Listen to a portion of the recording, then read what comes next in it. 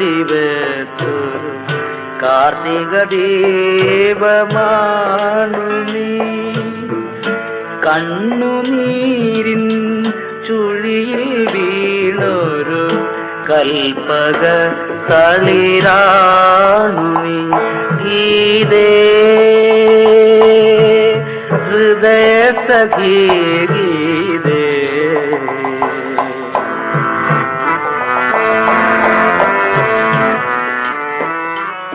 എവിടെ സ്വരൂപമാണ്?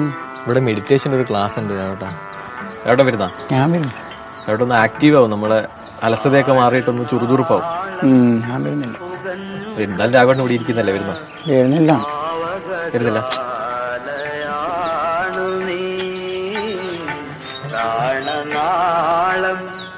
എന്തായിരുന്നു പ്രശ്നം? പ്രസാദ് എന്താ നിങ്ങൾ അറിയില്ലേ അവിടെ ഗംഭീര അടി നടക്കണമെന്നേ. വാ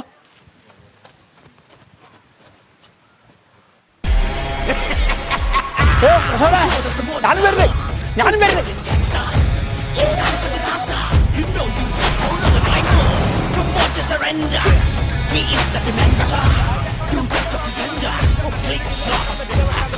ആളെയും കൊണ്ട് ഞാൻ ചില്ല വെട്ടാൻ വന്നിന്ന് വെട്ടിയിരിക്കും. എന്റെ വീട്ടിലോട്ട് നിക്കണ ചില്ലടോ ഞാൻ വെട്ടാൻ പറ്റില്ല. എത്ര കാലായി നിന്റെ പറമ്പിലേക്ക് എന്റെയും മരത്തിന്റെ കൊമ്പ് നിൽക്കാൻ തുടങ്ങിയിട്ട്? അന്ന് ഇല വീഴുമ്പോഴൊന്നും നടക്കൊരു പ്രശ്നം ഉണ്ടായിരുന്നല്ലോ. ഒരു പെണ്ണ് കെട്ടി വന്നപ്പോഴാണ് അനക്കാന്റെ മുറ്റത്ത് കെട്ടി വന്നപ്പോ നിന്റെ അടിയിൽ കൂടിയാണ് സർവീസ് ലൈൻ. സർവീസ് ആയാലും ആരെ കൊണ്ടാലും ശരി എന്റെ മരം കൊത്താൻ പറ്റില്ല.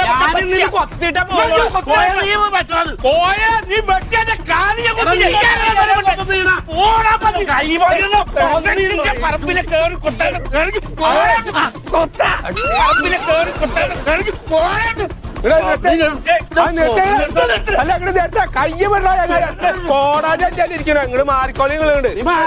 അതെ നിക്ക് വർത്താനം നിർത്ത്. ഞാൻ ഇവിടെ താവള അവതരിപ്പിക്കാൻ വന്നേക്കല്ല, ഈ മരത്തിന്റെ ചില്ലറക്കാൻ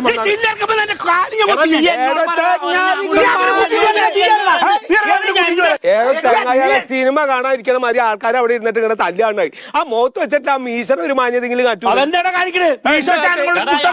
മരം ആവുമ്പോ എന്തായാലും കൊമ്പും ചിലൊക്കെ ഒന്ന് വെട്ടേണ്ടി വരും. ഇടക്ക് വെട്ടണം നിങ്ങൾക്കും നല്ലതാണ് വേണ്ടത്. എനിക്ക് വെട്ടണ്ട. അങ്ങനെ നിങ്ങളുടെ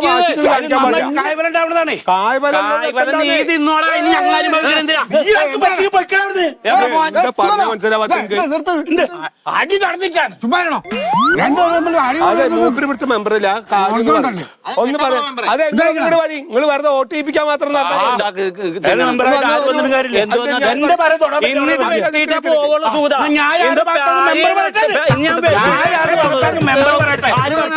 എന്റെ തൊടിയിലെ മരം നീ പറയുമ്പോ വെട്ടാനുള്ളതല്ല. ഒന്ന് അടങ്ങിയ എടാ നാണമില്ലാണ് നിനക്കൊക്കെ. എടാ നീയൊക്കെ എവിടത്തെ നാട്ടുകാരാണ്? രണ്ടുപേരും തമ്മിൽ ഇവിടെ കിടന്ന് ചാവും പോകുന്നത് നീയൊക്കെ കണ്ട് ആസ്വദിക്കുന്നു. ആരാന്റെ അമ്മയ്ക്ക് ഭ്രാന്ത് വന്നാൽ കാണാൻ നല്ല ചേല. ഒരു മാതിരി മറ്റേ വർത്താനം പറയരുത്. എന്റെ അമ്മയ്ക്ക് ഭ്രാന്ത് തന്നോട്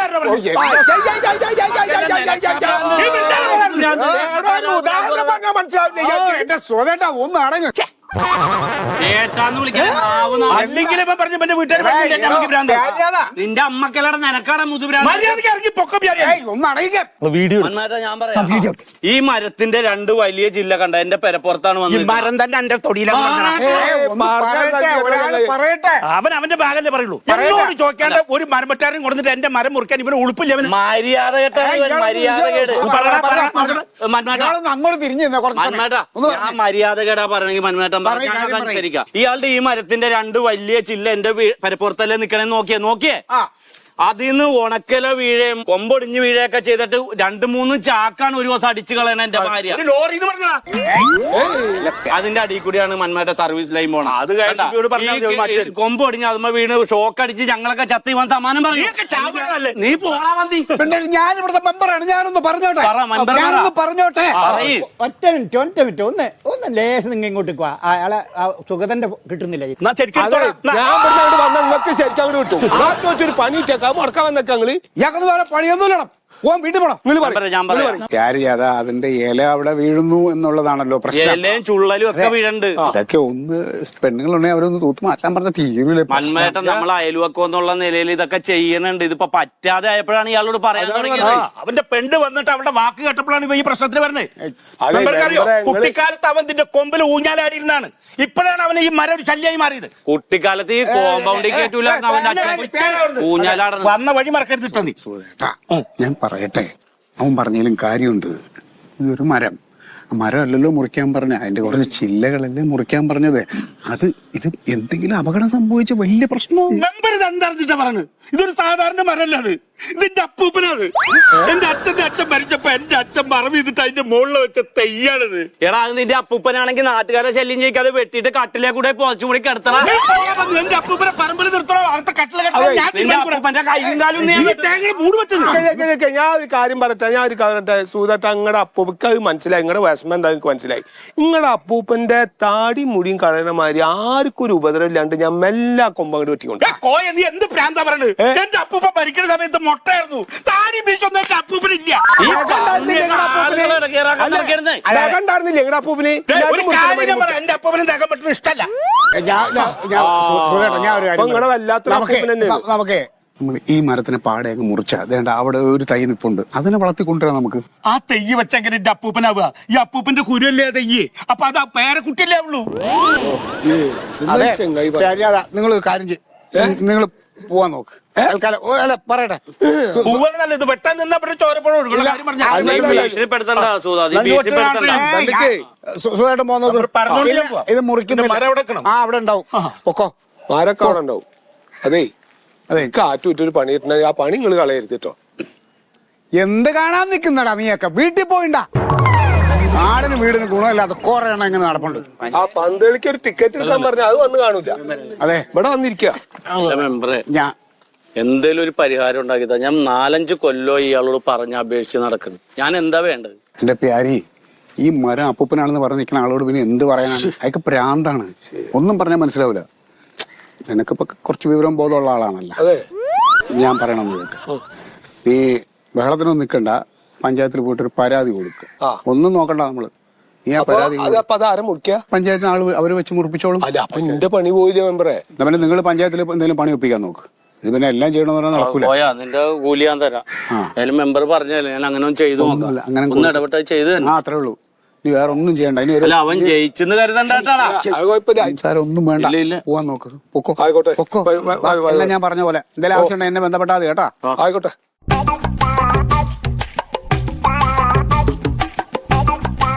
ഹലോ, ഫോണില്ലേ? എല്ലാം പറയേ, ഈ മരം അങ്ങനെ സുഗതന്റെ അപ്പൂപ്പനായത്? സുഗതന്റെ അമ്മൂമ്മ ഈ മരത്തിനെ കല്യാണം കഴിച്ച് അങ്ങനെ അവർ അപ്പൂപ്പനായി. അതെപ്പോ? 1947 സ്വാതന്ത്ര്യം കിട്ടേണ്ട അടുത്ത ദിവസം. അന്ന് നിങ്ങൾ ജനിച്ചില്ല.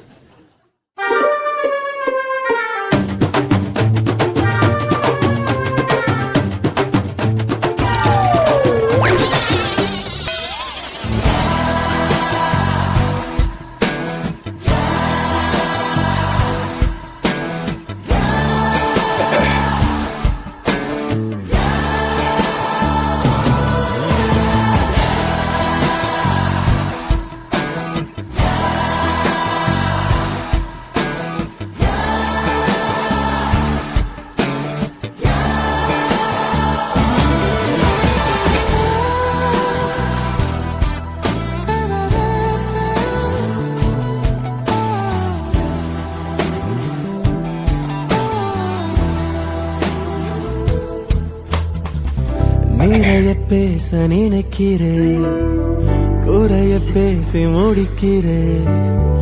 இடைப்பட்ட நேரம் உன்னை பார்த்து கொண்டே நிற்கிறேன்.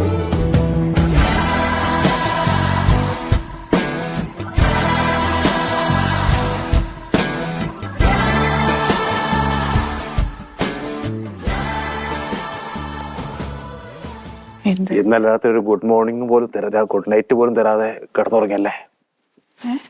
നെറ്റ് ഓണിലായിരുന്നു, ഞാൻ കാത്തിരുന്നു ഒരുപാട്. പിന്നെ ഒരു കാര്യം പറയാൻ പ്രധാനപ്പെട്ട, ഞാനൊരു ഷോർട്ട് ഫിലിം സംവിധാനം ചെയ്യാൻ തീരുമാനിച്ചു. പ്രൊഡ്യൂസറിലായി. ഏതൻ തോട്ടത്തിലെ മുതലാളിയായിട്ട് ഞാനാണ് അഭിനയിക്കുന്നത്. ഏതൻ തോട്ടത്തിൽ ആപ്പിൾ പറക്കുന്ന ഒരു തൊഴിലാളിയായിട്ട് എന്നെയാണ് കണ്ടത് ആ മദാമ. 5-6 അവാർഡ് കിട്ടും. മുതലാളി ഞാൻ. ഉണ്ണിയെ, ഓ, ആ ജീബിൻ വാങ്ങാൻ വേണ്ടി പേപ്പറിൽ പരസ്യം കൊടുത്തതിന് ബില്ല് എവിടെ? എന്ത് ബില്ല്? എന്ത് ബില്ല്? എന്ത് ബില്ലാണ് പറയുന്നത്? അതായത് ആ ജീബിൻ വാങ്ങാൻ വേണ്ടി പത്രത്തിൽ പരസ്യം കൊടുത്തിരുന്നേ അതിന്റെ ഒരു ബില്ല് ഉണ്ടല്ലോ, അത് എന്റെ കയ്യിലുള്ളത്. നിങ്ങൾ എന്തെന്നായി പറയുന്നത്? തരാത്ത ഒരു കാര്യം എനിക്ക് തരാന്ന് പറയാൻ പറ്റുമോ? അപ്പൊ HI എന്റെ അടുത്ത് തന്നതാണല്ലോ, അത് ഞാൻ കണ്ടതാണല്ലോ. ഫയലിൽ ഞാൻ കൃത്യമായി നോക്കിയാന്ന് ബില്ല് എന്റെ അടുത്തില്ല. എന്റെ ഒരു ബില്ല് ഞാൻ കൊടുക്കാനില്ല. എല്ലാം കറക്റ്റായിട്ട് ഉത്തരവാദിത്തോടെ പണിയെടുക്കുന്ന ഒരാളാണ് ഞാൻ. അപ്പൊ എന്റെ കയ്യിൽ ഇല്ല എന്നുള്ള ഒരു ഉറപ്പാണ്? ഇല്ല. ശരി, ഞാൻ എന്റെ പണിയെടുക്കാം. ഞാൻ മുതലാളിയും ഈ തൊഴിലാളിയാണെന്നും ഇതിൽ തമ്മിലൊരു പ്രണയമുണ്ട്.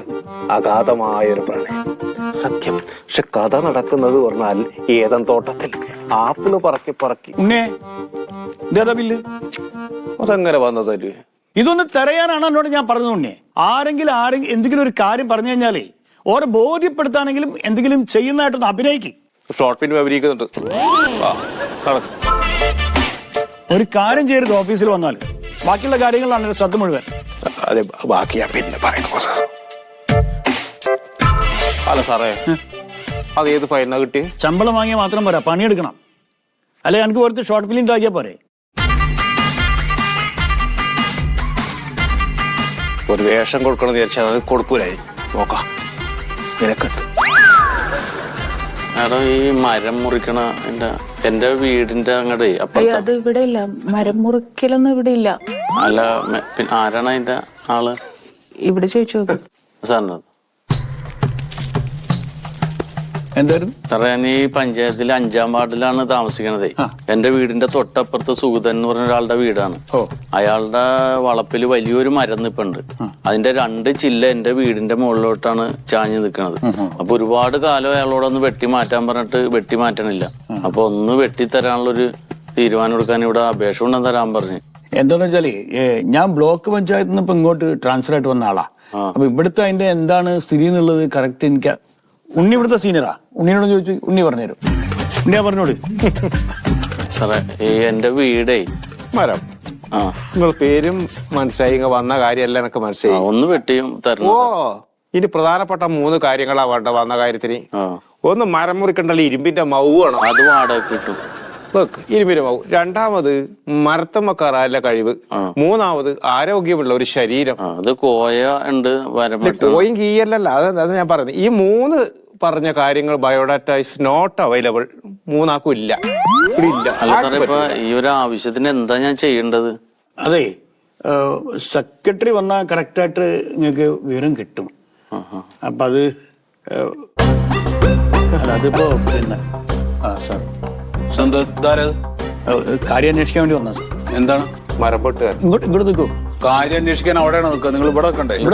സാറ് വിളിച്ചിട്ട് അങ്ങോട്ട് വന്നേ. അവിടെ നിൽക്കായിരുന്നു. അവിടെ നിന്നാ മതി. അയാൾക്ക് ഭ്രാന്താണ്. ഇവിടെ ആ കാര്യം പറഞ്ഞു കൊടുക്കൂ സാറിന്.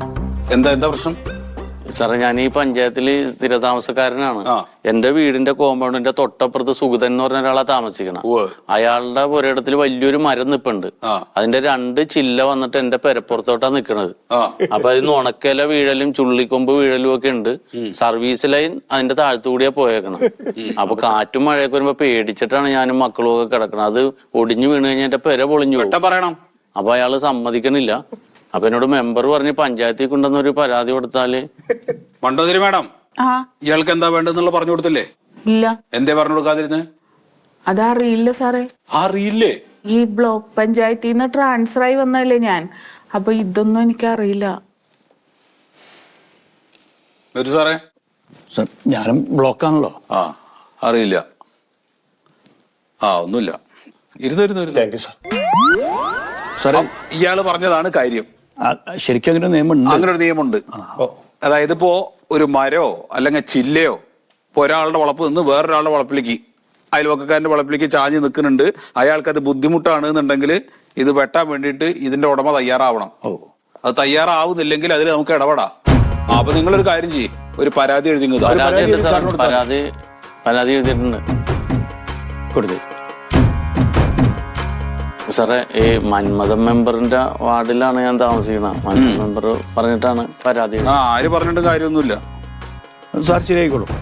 അതിൽ മറ്റേ നമ്പറൊക്കെ ഉണ്ടല്ലോ, എല്ലാം വെച്ചിട്ടുണ്ട് സാർ. അപ്പൊ കുഴപ്പമില്ല, ഞാൻ നോക്കിയിട്ട് വിളിക്കാം കേട്ടാ. സാറ് വിളിച്ചോളൂ. എന്നാ ഞാൻ ശരി.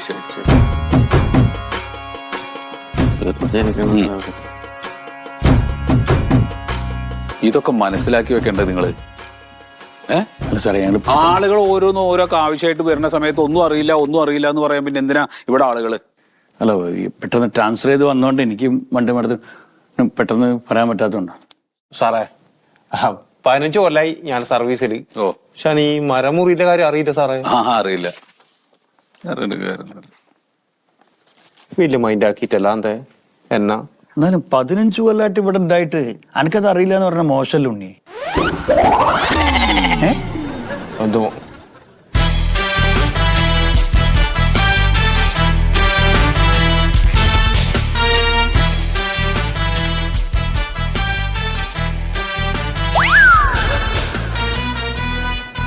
അതെ സുഗതൻ, നിങ്ങൾ ഈ അടുത്തടുത്ത വീട്ടുകാരൊക്കെ ആകുമ്പോ ഒരു പരസ്പര സ്നേഹവും ബഹുമാനമൊക്കെ വേണ്ടതല്ലേ?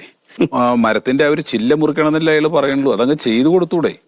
അത് നിങ്ങൾ ഉദ്ദേശിക്കുന്ന പോലെ സാധാരണ ഒരു മരമല്ല അത്. അതിന്റെ അപ്പൂപ്പനാണ് അത്.